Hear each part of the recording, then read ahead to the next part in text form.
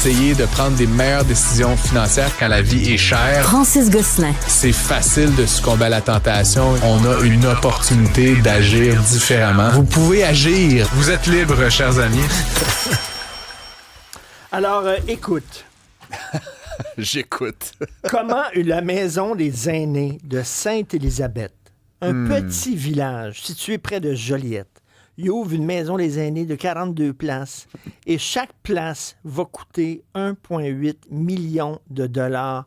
Calvaire, Francis. Comment on peut arriver là? On peut, avec un terrain qui est donné, juste comme pour rajouter à l'odieux de la chose. Généralement, quand tu calcules le coût là, de construction d'un condo, là, mettons, ben, tu as aussi le coût du terrain. Là, le terrain est donné, ça coûtait 1,8 million par chambre. Là, c'est comme un peu un petit condo, là, mais par chambre, ce qui est à peu près 5 fois là, la valeur courante là, d'une unité d'habitation de taille similaire. Pourquoi tout coûte cher puis tout prend du temps au Québec? Je l'ai dit plusieurs fois, Richard, en matière de logement et d'habitation, il y a un drôle d'alignement en économie, on appelle ça des incitations, là, c'est-à-dire que les élus, les médias, la population, les élus sont récompensés quand ils prennent des actions en matière d'habitation et de logement. Fait que quand ils annoncent quelque chose, quand il lance un programme. Tu sais, j'ai parlé là, dans un article récemment de Mark Carney là, qui a lancé Maison Canada. Là. Bâtir maison. Bâtir, E.T. téléphone maison, là, mais bref, c'était Maison Canada. Tu sais, le provincial, il va toujours de sa couche avec Mme Duranceau. Puis évidemment, Valérie Plante n'est pas en reste. Là. Valérie Plante, puis ce qui est particulier puis un peu paradoxal, c'est qu'il y a rarement eu un ou une élue à Montréal qui a autant parlé de logement et qui a si peu fait. Qui a généré aussi peu. Et le problème, et tous les gens que je connais dans le milieu le diront, c'est que plus le gouvernement veut agir, plus on le félicite et moins ça donne du logement. Fait qu'il y a comme un désalignement des incitations. On félicite quand les élus parlent et annoncent des affaires, mais plus ils parlent et annoncent des affaires, plus ils foutent le bordel dans ce marché-là. Honnêtement, il n'y a pas de raison que le marché du logement, ça ne soit pas un marché purement concurrentiel. Je veux dire, franchement, il y en a des millions, il y a des millions d'acheteurs. Tu sais, en économie, là, on parle d'un marché de concurrence parfaite. Le logement, ça pourrait être ça. Mais il y a tellement d'interventions étatiques à tous les niveaux qu'on a tout cassé. Et donc, dans le cas spécifique des résidences, des maisons des aînés, ben, c'est que la Société québécoise des infrastructures a décidé que c'est elle qui allait faire. C'est Astérix, c'est la maison des fous. Là. Donc, des expertises à gauche, des expertises à droite, tout coûte genre 10 fois plus cher. Fait que tu as le terrain gratuit. Tu comprends? Richard, c'est 5 fois plus cher avec un terrain gratuit. Donc, c'est 6, 7 fois plus cher. Là. Tu vois, c'est complètement indécent. Et tu aurais donné une poignée de change à un constructeur en disant « Fais-moi des unités d'habitation ». Il aurait certainement été capable de les faire à 300, peut-être à 400 000 s'il y a quelques particularités pour les aînés.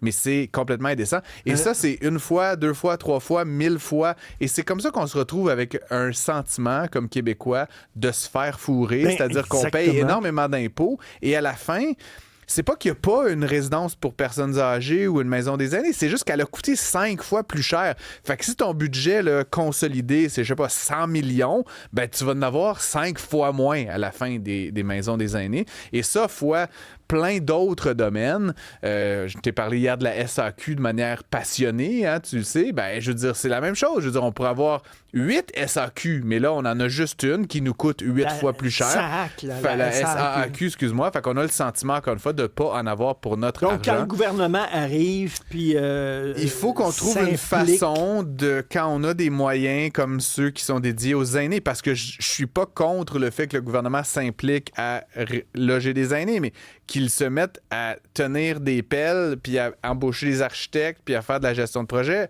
c'est ça que ça donne. C'est ça que ça donne. Puis ça, c'en est un exemple, mais t'as vu la presse notamment là, qui ont sorti le dossier, c'est 1,8, 1,6, 1,4, tout coûte 1 million de dollars.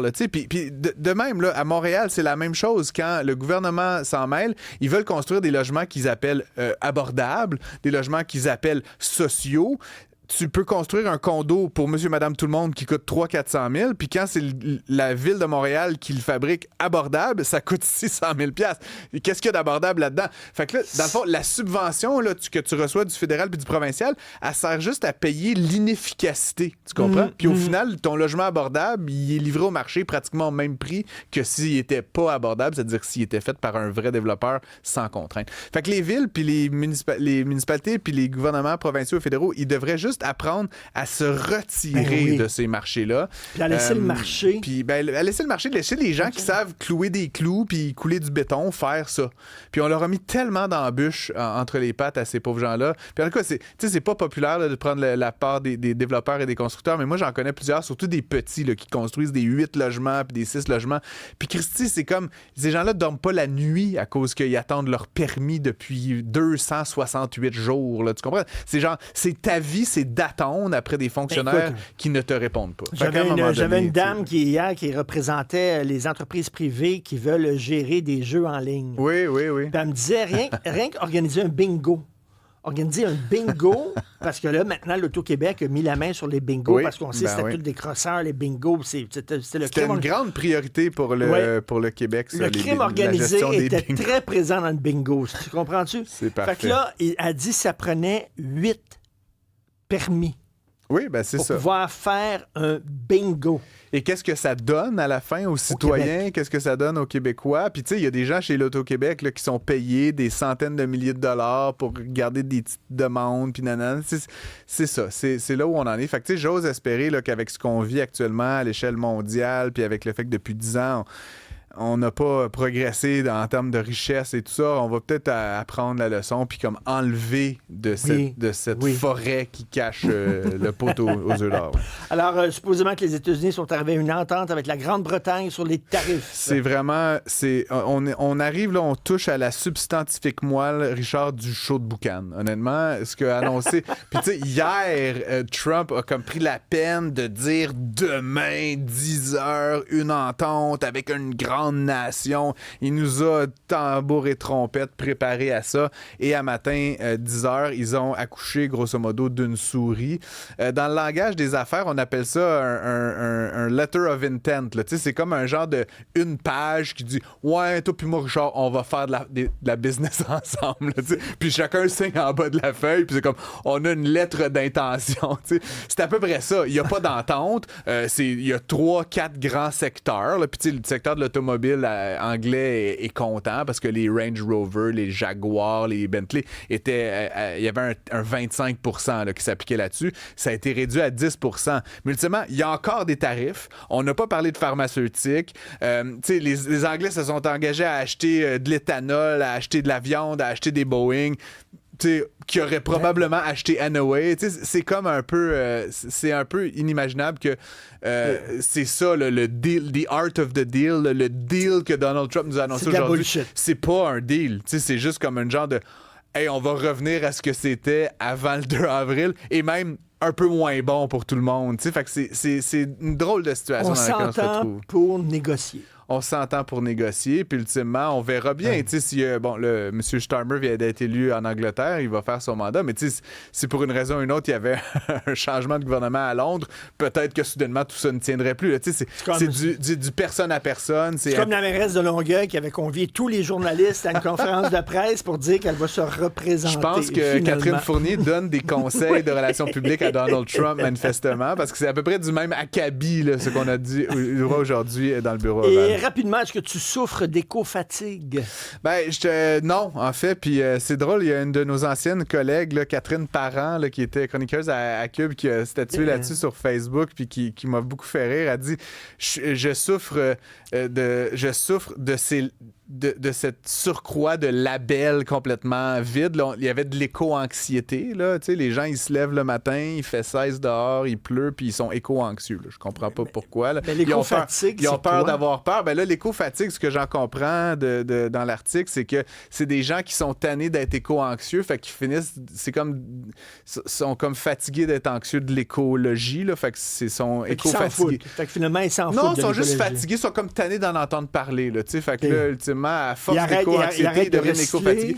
Moi, ce que j'aime, ultimement, c'est que tout le monde dans la société québécoise est atteint d'une maladie psychologique grave, là, tu sais, si t'es soit éco-anxieux ou éco-ceci, puis trouble de la personnalité, puis TDAH, puis tu sais, il y en a là-dedans que c'est des vrais diagnostics, mais j'ai l'impression qu'aujourd'hui, tout le monde a besoin d'avoir comme sa petite anxiété à lui, là, tu sais, toi, Richard, t'es woke anxieux, toi, je pense. Oui, là, oui. Manifestement, j'aimerais te diagnostiquer woke anxieux, mais tu vois, mais à la limite que t'aies des croyances, des préférences politiques ou sociales ou culturelles, fine, mais qu'on médicalise ça avec des genres de pseudo-termes. Fait qu'écoute, Marie-Ève Fournier a fait ce qu'elle peut pour décrire le réel. Là, aujourd'hui, c'est plus l'éco-anxiété, c'est l'éco-fatigue. Puis demain, ça sera une affaire. Moi, je te dis une affaire, là, ça fait longtemps que je réfléchis à ça. L'éco-anxiété, ça me pue au nez, d'une certaine manière. Puis c'est pas une façon de nier là, les changements climatiques, etc. Mais je trouve que le fait qu'on devienne anxieux face à quelque chose qui ne nous affecte aucunement aujourd'hui, ni demain, ni dans une semaine, ni dans un an. Il y aura des réchauffements climatiques, puis ça va faire des trucs dans plusieurs années. Mais ton anxiété, elle est totalement contre-productive. Fait qu'au lieu d'être en train de faire des études Elle te paralyse. Ben oui, fait qu'au lieu de faire des études en ingénierie, puis au lieu d'investir dans des panneaux solaires, puis au lieu de trouver des solutions, tu fais quoi? T'es anxieux. T'sais? Puis là, fait qu'aujourd'hui, quand t'es tanné d'être anxieux, tu peux être quoi? Éco-fatigué. C'est parfait. C'est une autre façon de rien faire. Mais parenthèse sur ta critique des partis verts. Oui. Le chef du Parti vert du Québec. Oui. Est allé en Chine à l'invitation de la Chine pour faire un pèlerinage sur le site du premier congrès du Parti communiste. C'est magnifique. À l'invitation de la Chine. Et le gars, il est chef du Parti vert. Je pense qu'il s'est fait tatouer un enclume et comme une serpe et un enclume aussi. Et c'est une pastèque. C'est une pastèque. Quoi, une pastèque? Un melon d'eau, vert à l'extérieur, rouge à l'intérieur. Wow. C'est vraiment ça. C'est un melon. Alors, son écologie, un melon. Bravo. C'est une apparence parce que dans le fond, c'est un communiste. Je vous propose, chers auditeurs, qu'on se lance le Parti melon, en fait. le Parti pastèque. Merci beaucoup, Francis. À demain.